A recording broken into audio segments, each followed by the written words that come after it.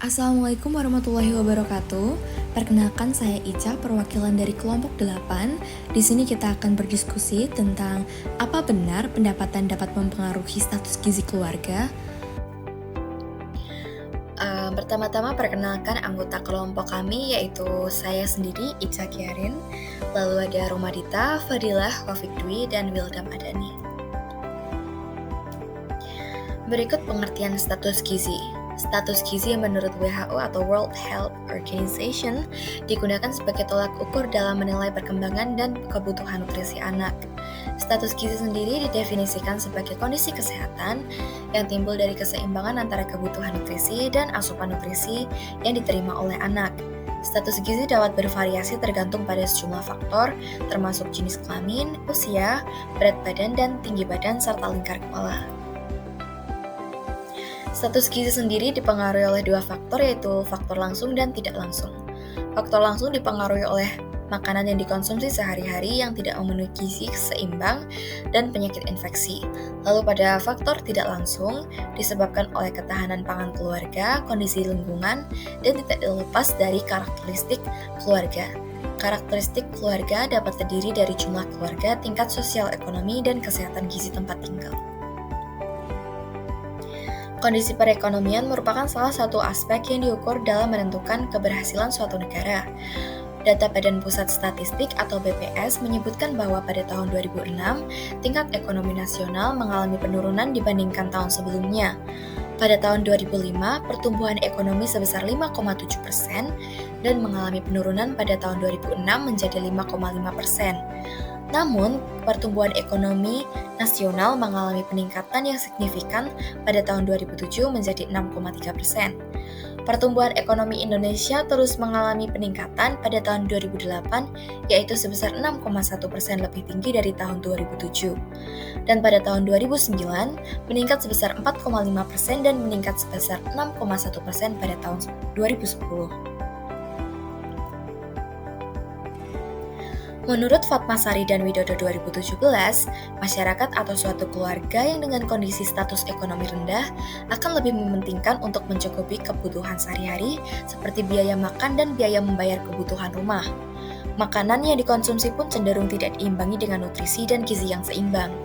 Orang yang dalam kondisi miskin atau tingkat sosial ekonomi rendah kesulitan memperoleh layanan kesehatan dikarenakan tidak mampu dalam membayar layanan kesehatan tersebut.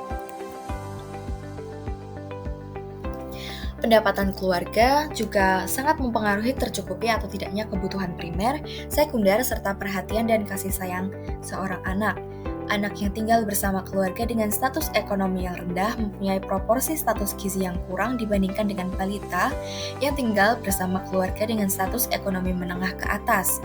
Pola asuh juga merupakan salah satu faktor yang erat kaitannya dengan tumbuh kembang anak. Pola asuh dalam konteks ini mencakup beberapa hal, yaitu makanan yang merupakan sumber gizi, ASI eksklusif, vaksinasi, pengobatan saat sakit, tempat tinggal, kebersihan lingkungan, pakaian, dan lainnya.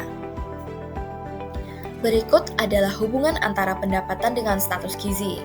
Status gizi anak secara tidak langsung berkaitan dengan faktor sosial ekonomi keluarga. Jika status sosial ekonomi rendah, maka kebutuhan makanan keluarga akan kurang terpenuhi, sehingga anak akan memiliki status gizi yang kurang. Penyebab yang paling mendasar dari tumbuh kembang anak adalah masalah struktur politik dan ideologi serta struktur ekonomi yang dilandasi oleh potensi sumber daya. Hasil penelitian yang dilakukan oleh Aristiani bahwa keluarga dengan ekonomi rendah dapat mempengaruhi status gizi anak. Pekerjaan menjadi faktor utama dalam penentuan kuantitas dan kualitas pemenuhan bahan pangan. Pekerjaan identik dengan penghasilan yang didapat di sebuah keluarga menjadi kemampuan untuk mencukupi kebutuhan anggota keluarga dan terkait dengan status ekonomi sebuah keluarga.